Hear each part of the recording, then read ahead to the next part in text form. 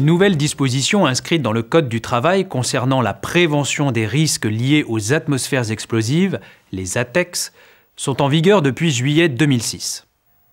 Ces risques sont présents dans de nombreuses activités. Chaque employeur doit évaluer ces risques. Il doit prendre les mesures nécessaires pour assurer la sécurité et la protection de la santé des personnes qui pourraient être exposées aux effets de l'explosion d'une ATEX. Le produit fini de cette démarche de prévention comprend 3 éléments. Un plan indiquant les zones de l'entreprise où les ATEX peuvent se former. Un ensemble de mesures techniques et organisationnelles destinées à maîtriser les risques liés à ces ATEX. Et un document spécifique formalisant cette démarche. L'expérience montre que cette démarche doit éviter 2 écueils. Le premier est de sous-estimer le risque. Par exemple, par manque d'analyse, certaines ATEX ne sont pas correctement identifiées. Par conséquent, des personnes peuvent être exposées à une situation dangereuse en travaillant dans un lieu où, à leur insu, une ATEX peut se former. Le second écueil est la surestimation du risque. Cette surestimation se manifeste le plus souvent par un surclassement des zones ATEX, ce qui induit plusieurs effets négatifs pour l'entreprise. Par exemple, dans les zones surclassées, l'organisation du travail s'en trouve compliquée et pour le matériel présent dans ces zones, des surcoûts parfois importants sont à prévoir. Enfin, ce surclassement peut donner un sentiment trompeur de protection et jeter une ombre sur la pertinence de la démarche qui a été menée. Pour éviter ces écueils, des spécialistes proposent une méthode qui traite efficacement les risques liés aux ATEX. Elle comprend 7 grandes étapes.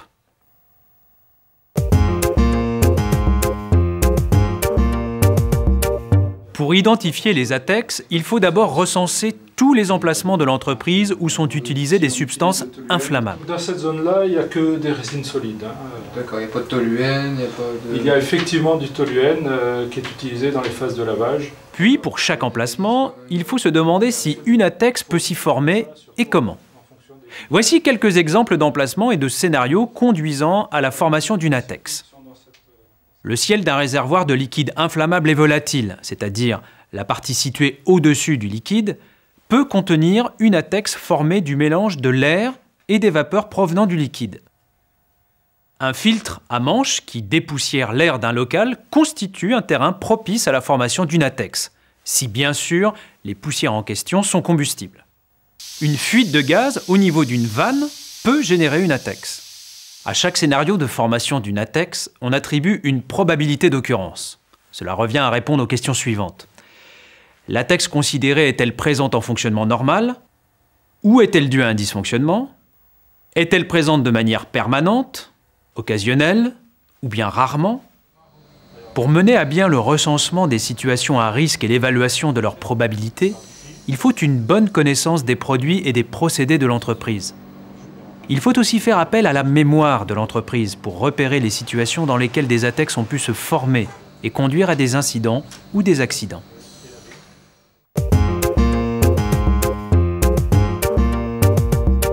La dangerosité d'une ATEX est directement liée à son volume. Lorsqu'elle se forme à l'intérieur d'un récipient ou d'un équipement, son volume est a priori connu. C'est au maximum le volume interne de l'équipement ou celui du ciel gazeux du récipient. Mais dans le cas d'une ATEX liée à une fuite de gaz, ou se formant en raison de l'évaporation d'un liquide inflammable, ou encore due à la mise en suspension d'une poudre combustible, déterminer son volume n'a rien d'évident. Il faut pour cela s'intéresser aux mécanismes physiques qui régissent les phénomènes en question. C'est ce qu'on appelle la démarche analytique. Grâce à des dispositifs expérimentaux, des experts commencent par étudier la formation des ATEX. Puis ils construisent des modèles mathématiques à partir desquels ils effectuent des simulations numériques. En comparant les résultats de leurs expériences à ceux des simulations numériques, ils s'assurent de la qualité de leur modèle. Les experts étudient en particulier des situations anormales que l'on peut rencontrer. Par exemple, celle où un liquide inflammable a été répandu sur le sol. Une flaque d'1 mètre carré d'acétone à 20 degrés est soumise à une faible ventilation. L'expérience et le calcul montrent qu'une ATEX se forme à proximité immédiate de la surface du liquide.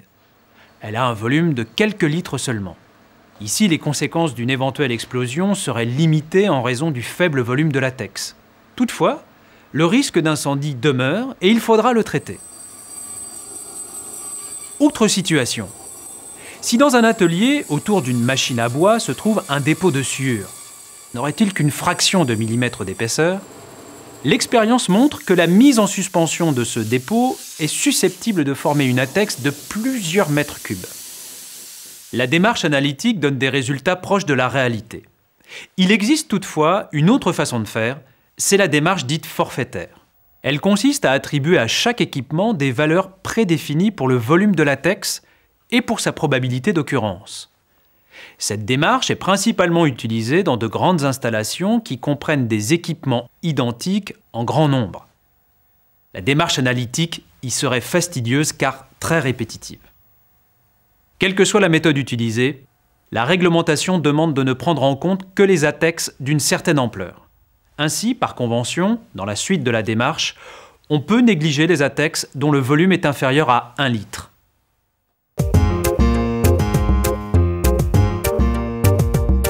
Les ATEX ayant été recensés, la réglementation exige alors d'effectuer le classement de l'entreprise en zone ATEX. Pour les gaz et les vapeurs, on distingue 3 zones.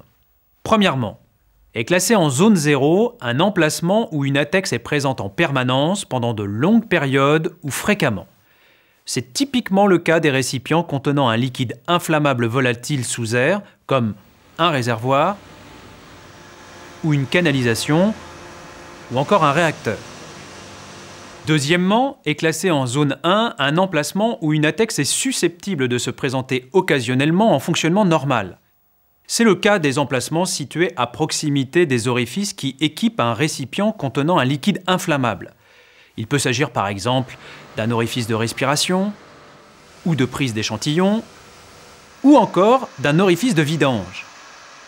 Est classé en zone 2 un emplacement où une ATEX n'est pas susceptible de se produire en fonctionnement normal ou alors seulement de manière brève. Typiquement, une zone 2 concerne les équipements dont la défaillance entraîne la formation d'une ATEX comme, par exemple, un pressé-tube de vanne, ou un raccord, ou bien un joint fuyard. Pour les poussières, il existe, comme pour les gaz et les vapeurs, un zonage analogue avec 3 zones, numérotées 20, 21 et 22. Le zonage a des conséquences très concrètes sur l'entreprise. Dans les zones 0, 1, 20 et 21, il faut éviter toute présence humaine. Dans les zones 2 ou 22, on ne travaillera qu'au prix de précautions particulières.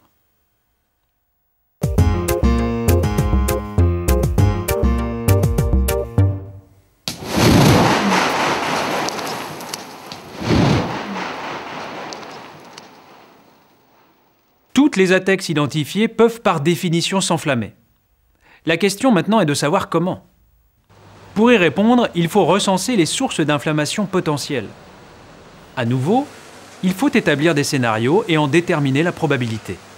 Par exemple, une flamme nue peut-elle se trouver dans la zone concernée? Un phénomène électrostatique impliquant éventuellement un opérateur peut-il s'y produire? Des travaux par point chaud sont-ils susceptibles d'être menés dans le voisinage?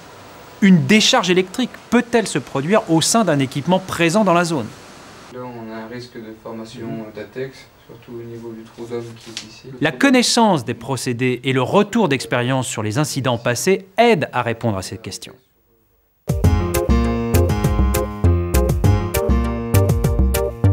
L'inflammation d'une ATEX produit 2 effets néfastes. Premièrement, les gaz de combustion vont connaître une expansion pouvant atteindre 10 fois le volume initial de latex.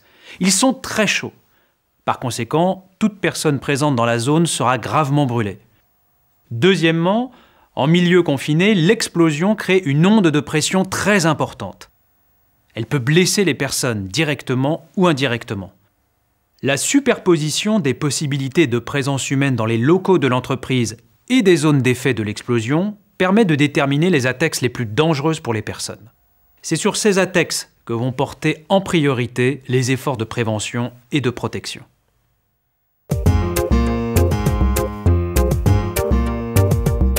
À ce stade, le travail d'évaluation des risques peut se récapituler dans un document qui comprend la liste des ATEX dangereuses, leur emplacement, leur volume et leur probabilité de formation, leur source potentielle et leur probabilité d'inflammation. Enfin, les effets néfastes dus à l'explosion. Alors dites-moi tout. Donc on a classé en zone 20 le réseau interne des canalisations et le filtre côté air.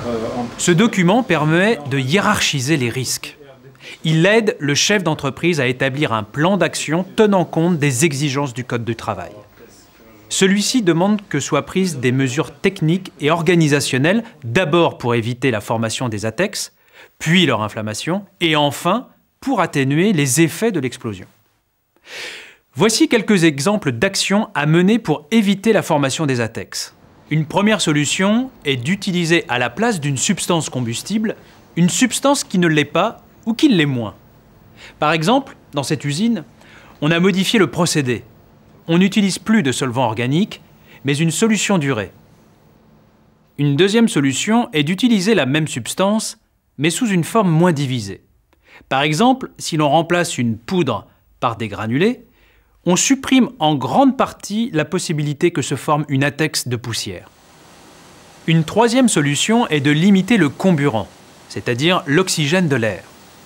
Pour cela, dans les équipements concernés, on substitue à l'air ambiant un gaz inerte, comme par exemple ici de l'azote. Une quatrième solution est d'empêcher le combustible, gaz, vapeur ou poussière, d'atteindre le seuil minimal de concentration propre à former une ATEX. Pour cela, il faut soit l'aspirer à la source, soit le diluer suffisamment en ventilant les locaux concernés. Si, grâce à ces mesures, une ATEX ne peut plus se former, ou seulement dans un volume très réduit, ou encore le faire avec une probabilité plus faible qu'avant, on peut alors modifier le zonage initial et déclasser totalement ou partiellement la zone concernée.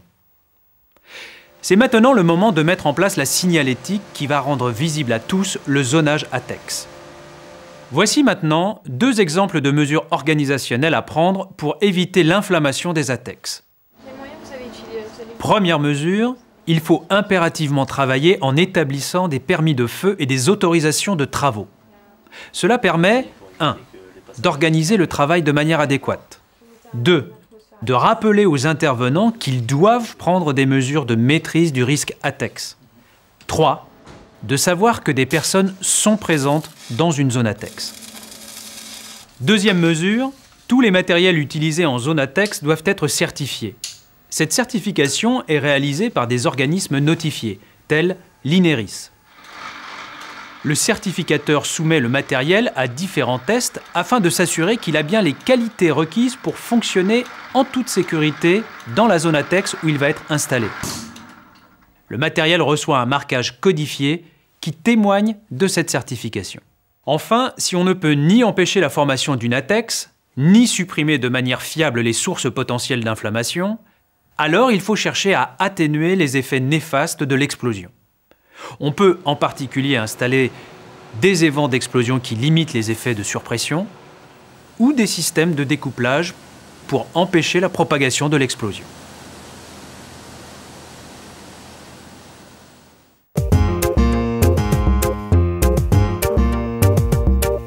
Il reste maintenant deux actions à mener. La première est d'informer et de former le personnel sur le risque ATEX et les précautions à prendre. La seconde action est de rédiger le document relatif à la protection contre les explosions, aussi appelé le DRPCE. Intégré au document unique, il récapitule et explique la démarche qui a été suivie. Ce document doit être régulièrement mis à jour au fur et à mesure qu'est mis en œuvre le plan d'action en réduction du risque ATEX. Voilà. À l'issue de cette démarche, l'employeur a pu mener une évaluation juste et réaliste des risques liés aux ATEX dans son entreprise. Il a établi un plan d'action approprié dont la mise en œuvre améliorera la sécurité de son entreprise.